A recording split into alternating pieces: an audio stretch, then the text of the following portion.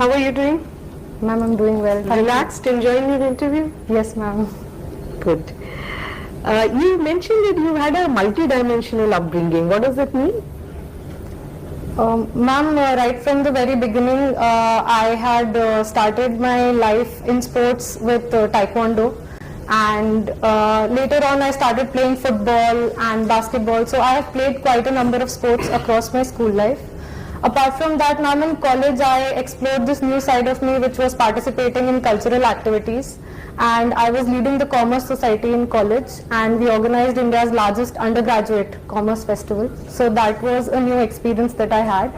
And then lastly, I also had the experience to travel abroad. I represented India as part of the Indo-China Youth Delegation of Ministry of Youth Affairs and Sports. And this also added a dimension to the upbringing part. Okay. So where all did you go when you were part of the delegation? Ma'am, first we went to Beijing, and then we went to Hefei. It is a small city in Anhui province, and we ended the journey in Shanghai. You went to Shanghai also? Yes, okay. ma'am. So, when you went to China, did it match your impressions about China, or were you surprised pleasantly or otherwise? Ma'am, I was surprised by quite a few things. Firstly, the soft power of Bollywood in China is very high. All the Chinese youth over there knew Amir Khan and his famous movie Dangal. That was a pleasant surprise. Secondly, ma'am, I was surprised by the kind of infrastructure and in Beijing specifically, and the large buildings. So it is something for India to learn from them.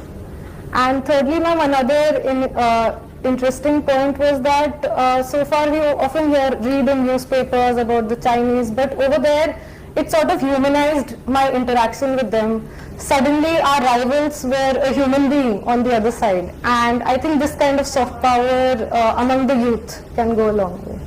But now things seem to have completely soured, right? So why has it soured, and what positions are the two countries taking on the China issue? What are the Chinese saying, and what is the Indian government saying? Ma'am, some points of disagreements are there. For example, the LAC issue between India and China. And at the Astana consensus, both countries had agreed that we should not let our disagreements become disputes. And there should be proper channels of communication between both sides, and that is ongoing at the LAC.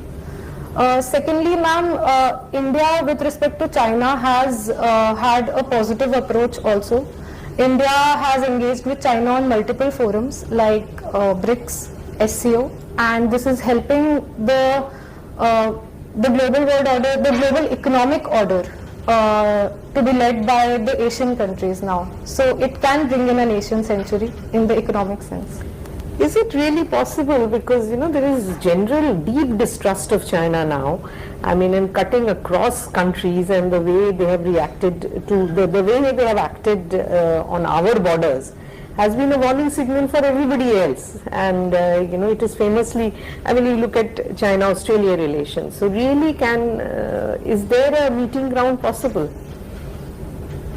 Ma'am, China is our neighbor, and that is a reality for us. And there has to be optimism in our approach, because it is sine qua non to us to have a meeting ground with them, because otherwise it will be a very difficult scenario at the borders, and now in the Indian Ocean as well, as China is expanding across various ports.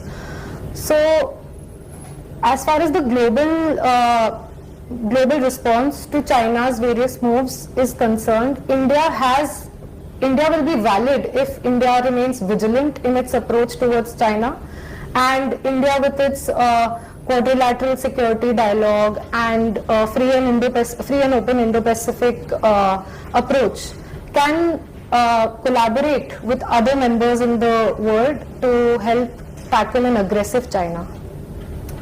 But isn't India in a very unique position? Other people say things about China, but in our case they are right there in the border looking us in the eye. Yes, ma'am. So will our position ever match the position of our partners? Ma'am, our position should match the position of our partners, because only then we can avoid the threat of a two-front war, especially in our northern borders, and now also from the maritime side. So we are upping up our position. There has been development by the Border Roads Organization. We have also developed an airbase in Oli in Himachal Pradesh. And India needs to up its position because, as rightly pointed out, India's situation is very different from that of the other members in the world, other countries in the world. So investment in defense infrastructure and matching the level of our rivals will go a long way in balancing the calculus. What is the Indo-Pacific idea, and why does China not accept it and criticize it?